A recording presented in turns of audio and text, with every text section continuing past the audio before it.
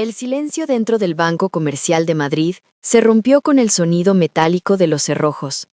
El gerente me miraba con un terror absoluto. Sus manos temblaban tanto que casi deja caer el teléfono mientras le gritaba a su asistente: «Bloquea la entrada principal, llama a la Policía Nacional ahora mismo». Me quedé allí, inmóvil, sosteniendo una vieja libreta de ahorros que solo anoche mi madre había arrojado a la basura con un desprecio brutal, diciendo: «Este pedazo de chatarra debería desaparecer con ese viejo loco». Ella no tenía idea de que esa chatarra en realidad era la jugada maestra que mi abuelo había preparado durante 15 años para destruir un imperio de mentiras. Resulta que algunos secretos se niegan a quedarse enterrados, y algunos tienen dientes. Pero me estoy adelantando. Permítanme empezar desde el principio. Mi nombre es Elena Vega. Tengo 31 años, y hasta esa mañana pensaba que lo más emocionante de mi semana sería pelear con el casero por la calefacción de mi modesto apartamento. Trabajo como asistente legal en un pequeño bufete en Madrid. No es glamoroso, la paga es justa, y mi coche hace un ruido parecido al lamento de un monstruo cada vez que giro a la izquierda. Pero soy buena en lo mío, porque noto las cosas. Analizo cada coma, cada firma, y no suelto el hilo hasta que encuentro la verdad. En mi familia siempre consideraron esta tenacidad como un defecto de carácter. El funeral de mi abuelo, don Alejandro Vega, fue un martes gris. Tenía 89 años. Había pasado sus últimos días en una granja humilde, el tipo de lugar donde los campos de trigo parecen tocar el cielo. Todo el mundo asumió que no tenía nada, un viejo auditor jubilado viviendo en la sencillez. Eso era al menos lo que mi madre, Beatriz, quería que todos creyeran. El servicio fue frío, eficiente y rápido, estilo Beatriz. Mi madre cree que las emociones son una debilidad. Organizó todo como si fuera una reunión de accionistas. 30 minutos para la ceremonia, 40 para el pésame y después todos a casa. Incluso Javier, mi hermano mayor, llegó casi una hora tarde, en un deportivo que cuesta más que mi vida entera. Entró con un traje de sastre, pegado a su teléfono móvil, vigilando sus inversiones mientras fingía una tristeza que no sentía. Mientras ellos se repartían las propiedades como buitres, yo pensaba en mi abuelo. Alejandro fue jefe de auditoría bancaria durante 40 años. Los números eran su lenguaje. También era un maestro del ajedrez. Me enseñó a jugar a los 7 años. Él siempre decía: «Elena, la verdad es una pieza muy paciente. Puede esperar mucho más que cualquier mentira». 2 semanas antes de morir, me apretó la mano con una fuerza sorprendente y me susurró al oído: «La libreta, Elena, en el libro de ajedrez. Solo tú. Promételo». Después del entierro, me escapé a su estudio. Encontré el libro inmediatamente. Estrategia de valles finales. Al abrirlo, mi corazón se detuvo. Las páginas habían sido ahuecadas con precisión. Adentro había una libreta de ahorros de piel viejo, gastada en los bordes. Parecía una reliquia del siglo pasado. Cometí el error de llevarla al salón. Beatriz la vio y su reacción fue instantánea. Cruzó la habitación en 3 pasos, me la arrebató de las manos y sin mirarla un segundo la lanzó directamente a la bolsa de basura de la cocina. «¡Basura!», sisió ella con el rostro congestionado. «Cuentas viejas de hace décadas que ya no existen. No andes hurgando en las cosas de los muertos. Es patológico». Javier soltó una carcajada desde el sofá. «Siempre tan sentimental, Elenita. Olvida eso». Pero yo vi sus ojos. Intercambiaron una mirada de puro pánico. No era desprecio por un papel viejo, era el miedo de quienes saben que un secreto está a punto de ser descubierto. Esa noche no pude dormir. Alejandro Vega no hacía nada por azar. Si escondió esa libreta y me lo dijo solo a mí, era por una razón de peso. A las 5 de la mañana tomé las llaves de mi coche. Regresaría a esa granja.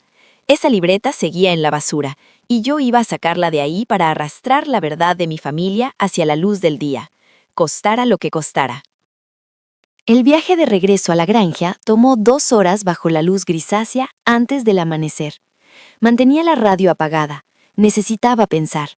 Mi abuelo era muchas cosas: paciente, metódico, estratégico. Un hombre que fue auditor jefe no esconde una libreta por error.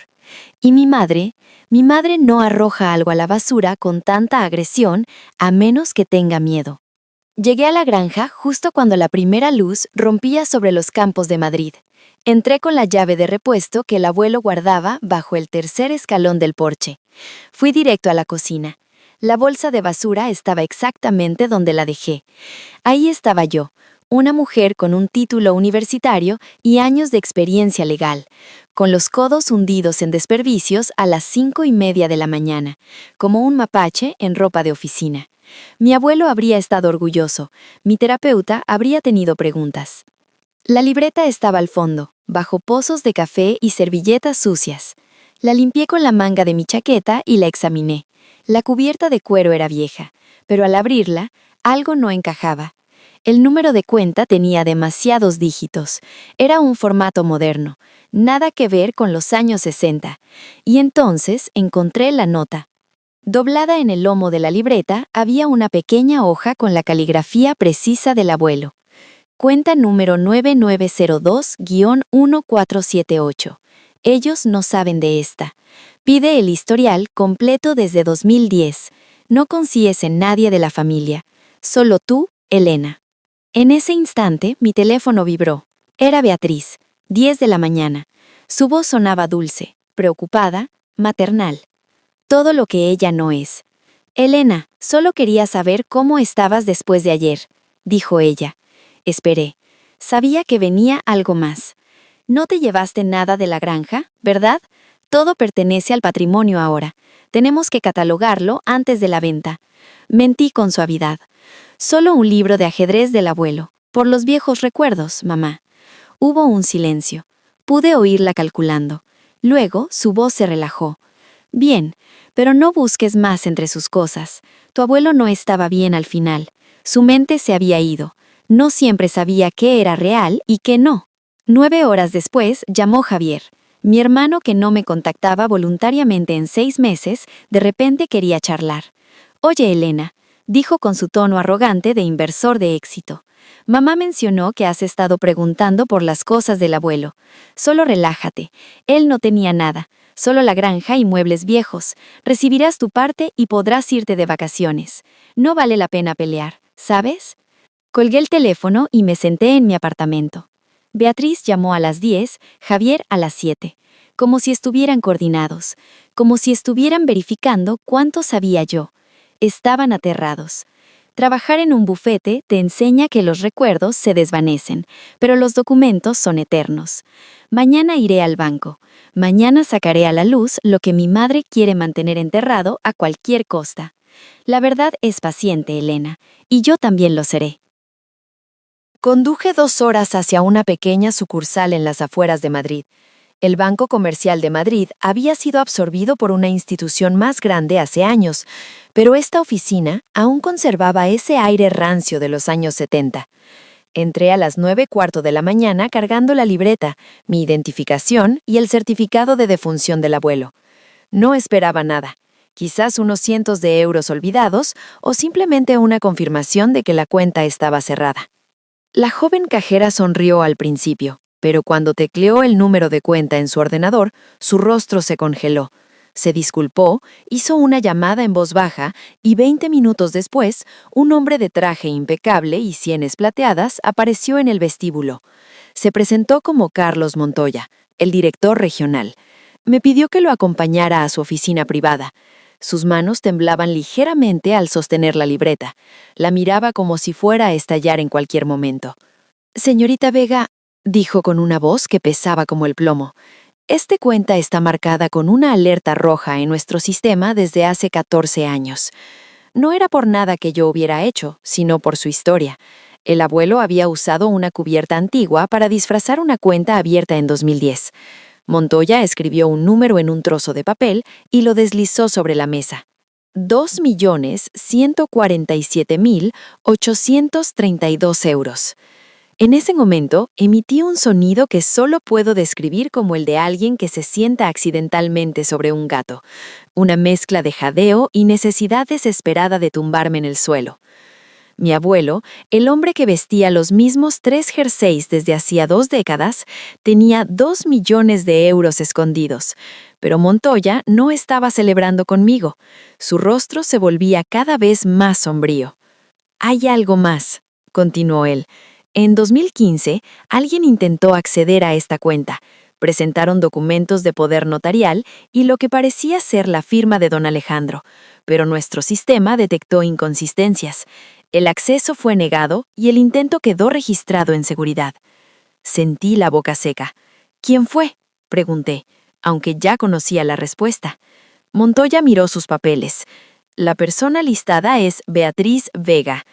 Mi madre, mi propia mamá había intentado robar este dinero hace 9 años. A medida que Montoya sacaba registros, la imagen que emergía era devastadora. Don Alejandro había acumulado una fortuna legítima tras décadas de trabajo, pero cuando Beatriz se convirtió en su cuidadora tras la muerte de mi padre, empezó a drenar sus otras cuentas. Le robó aproximadamente 1,5 millones de euros entre 2010 y 2015. Pero Alejandro era auditor. Se dio cuenta, pero no pudo detenerla legalmente porque ella había convencido a los tribunales de que estaba incapacitado mentalmente. Nadie creía a un viejo confundido frente a su devota nuera. Así que hizo lo único que podía hacer. Escondió lo que quedaba en esta cuenta secreta. Fue su bote salvavidas, su seguro médico y finalmente su última jugada en una partida de ajedrez contra la mujer que le había robado todo lo demás. Montoya se estiró hacia el teléfono. «Señorita Vega, tengo que llamar a nuestra división de delitos financieros. Esta libreta es la evidencia que su abuelo no pudo proporcionar en vida». Me quedé allí, abrazando el secreto de mi abuelo muerto, y finalmente lo entendí. Alejandro no se había rendido. Había pasado 9 años construyendo un caso, esperando el momento exacto, y me había dejado la llave a mí.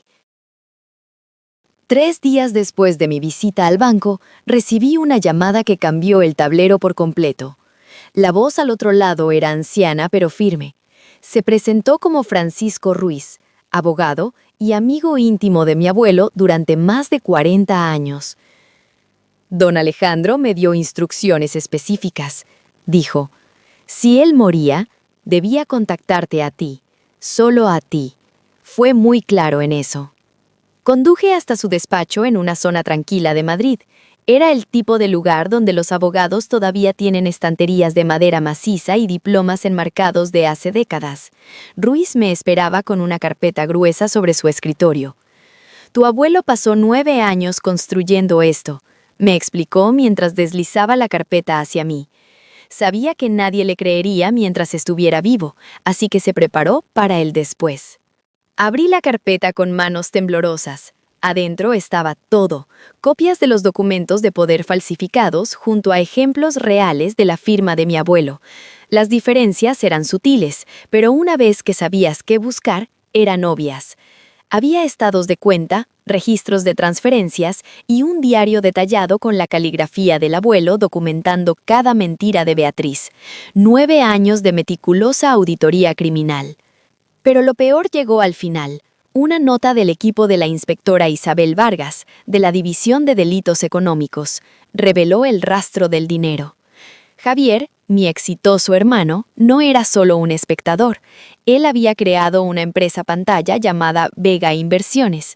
Más de 600,000 euros habían sido lavados a través de esa compañía. Javier había ayudado a nuestra madre a robar al abuelo y había construido su estilo de vida de trajes caros y coches deportivos sobre la traición. La inspectora Vargas entró en el despacho. Era una mujer de unos 40 años, ojos afilados y actitud directa. Me miró con una mezcla de lástima y respeto. «Su abuelo luchó de la única manera que pudo», dijo Vargas, «con documentos, con pruebas, con paciencia. Ahora, Elena, necesito que cooperes. Tienes que fingir que todo es normal durante 2 semanas mientras terminamos de cerrar el círculo sobre ellos». 2 semanas de mentiras. 2 semanas sentada frente a las personas que habían saqueado la dignidad de mi abuelo. La cena de domingo en casa de mi madre fue una tortura. Beatriz hablaba de la venta de la granja con una sonrisa gélida. Javier asentía, mencionando una nueva oportunidad de inversión. Estaban tan seguros, tan convencidos de que se habían salido con la suya. Cada vez que mi madre llamaba para quejarse del precio de las cosas, yo quería decirle: ¿Sabes qué más es caro, mamá? La prisión federal. Pero esperé. Mi abuelo me enseñó ajedrez a los 7 años, su lección favorita. A veces hay que sacrificar una pieza para ganar la partida. Él sacrificó sus últimos años para montar esta trampa. Él no vería cómo se cerraba, pero yo sí. La llamada llegó un jueves por la mañana. La voz de la inspectora Vargas era calmada pero letal. Elena, vamos a ejecutar las órdenes ahora mismo. Los arrestos serán simultáneos. Pensé que querría saberlo. Le di las gracias, colgué y me quedé en silencio. Mi madre estaba a punto de perderlo todo. Mi hermano estaba a punto de aprender que la traición tiene un precio. La paciencia de mi abuelo finalmente iba a dar sus frutos. Los arrestos ocurrieron a las 7 de la mañana, coordinados al minuto para que no pudieran destruirse pruebas. Beatriz abrió la puerta de su casa todavía en Albornoz, con una taza de café en la mano. Al ver las placas y los uniformes, su máscara de hierro se desmoronó. Vargas presentó la orden. Cargos: fraude, falsificación, abuso financiero y robo. Mi madre intentó su última manipulación. Esto es un error. Mi suegro no estaba bien de la cabeza. Yo solo intentaba protegerlo. Vargas no se inmutó. Señora, tenemos 9 años de pruebas documentadas y una declaración ante notario de su suegro. Esto no es un error, son consecuencias. Al mismo tiempo, en una oficina de lujo en el centro de Madrid, Javier estaba en una reunión con clientes importantes cuando los agentes entraron. Me contaron que se puso completamente pálido. Fue esposado frente a sus colegas. Su reputación murió en ese instante. No te recuperas de ser arrestado por lavado de dinero en tu propia sala de juntas. El imperio de cristal de mi hermano se hizo añicos. El juicio duró meses. Vi cómo la confianza de mi madre se desintegraba mientras los médicos testificaban que Alejandro Vega estaba perfectamente lúcido cuando firmó sus denuncias. Incluso el abogado de Javier intentó negociar. Me ofreció que Javier testificaría contra mi madre a cambio de una reducción de condena. Lo pensé exactamente 3 segundos. Dígale a mi hermano que mi abuelo me enseñó ajedrez, respondí. Y en ajedrez no se negocia con peones. El día de la sentencia hacía un frío intenso. El juez leyó las últimas palabras de mi abuelo grabadas en su declaración oficial. Mi nuera me robó el dinero y la dignidad. Convenció al mundo de que yo estaba perdiendo la cabeza mientras vaciaba mis ahorros. Pero no estoy confundido. Dejo este registro para que un día la verdad salga a la luz. Beatriz Vega, 7 años de prisión federal sin posibilidad de libertad condicional. Javier Vega, 3 años de prisión y una condena por delito grave que lo seguiría por vida. Salí de la corte y sentí que por primera vez en años podía respirar el aire puro de febrero. Mi abuelo había luchado durante años. Yo solo puse el punto final. Visité el despacho de Francisco Ruiz 2 días después de la sentencia. El viento de febrero era amargo, pero el sol brillaba con una fuerza inusual. Por primera vez en meses, sentí que podía respirar sin opresión en el pecho. Ruiz me esperaba con té y un sobre lacrado sobre su escritorio. Mi nombre estaba escrito en el frente con la caligrafía cuidadosa de mi abuelo. Me pidió que te diera esto después de que todo se resolviera, dijo Ruiz con una de esas sonrisas que solo tienen los viejos amigos. Quería que lo leyeras cuando pudieras apreciar su significado. Mi querida Elena, si estás leyendo esto es porque encontraste la libreta, seguiste el rastro, hiciste lo que yo sabía que harías. Tu hermano siempre fue el hijo de su madre. Lo vi crecer aprendiendo sus valores, tomando atajos, creyendo que el fin justifica los medios. Tu madre nunca me amó. Ella amaba lo que yo representaba, seguridad y recursos que podía controlar. Pero tú, Elena, tú eras diferente. Venías a verme porque querías, no porque esperabas algo. Jugabas al ajedrez conmigo por el placer del juego, no por la herencia. Por eso te elegí a ti. Sabía que cuando encontraras la verdad, harías lo correcto. Lamento la carga que te dejé. Lamento que hayas tenido que ser tú quien expusiera a tu propia familia. Pero también sé que eres lo suficientemente fuerte para llevarlo. Vive bien, hija mía. Usa el dinero para algo que importe. Construye algo que dure. sé feliz. Yo pasé mis últimos años luchando una batalla que no podía ganar solo, pero me aseguré de que tú la ganaras por mí. Con todo mi amor, tu abuelo Alejandro. Me quedé en la oficina de Ruiz y dejé que las lágrimas fluyeran. No eran lágrimas de tristeza, sino de algo más profundo, algo que se sentía como una sanación. Eso fue hace 6 meses. Renuncié a mi trabajo en el bufete, pagué mis deudas y compré un pequeño edificio antiguo en el centro de Madrid. Abrí una librería, el tipo de lugar con sillones cómodos, olor a café y estantes llenos de historias esperando ser descubiertas. La llamé Páginas del Alma. En el rincón del fondo hay una mesa de ajedrez con las piezas listas. A veces yo me uno a los clientes para jugar una partida. Sobre la mesa cuelga una fotografía de mi abuelo y junto a ella su frase favorita. La verdad es paciente. Puede esperar mucho más que cualquier mentira. Mi madre me escribe desde prisión, pero no respondo. Algunas puertas, una vez cerradas, deben permanecer así. Javier lo perdió todo. Su imperio de cristal se hizo achicos. Los que lo tenían todo porque lo robaron, ahora no tienen nada. ¿Y yo? Yo tengo paz. Muchas gracias por acompañarme en esta historia hasta el final. Si los secretos de la familia Vega y la valentía de Elena han tocado tu fibra, por favor apóyame dejándonos un me gusta y no olvides suscribirte a nuestro canal, Su Corazón Oculto. Aquí seguiremos desenterrando los rincones más profundos y las verdades más impactantes del alma humana. Activa la campana para no perderte nuestro próximo relato. Tu apoyo es lo que nos permite seguir contando estas historias. Nos vemos en la próxima historia.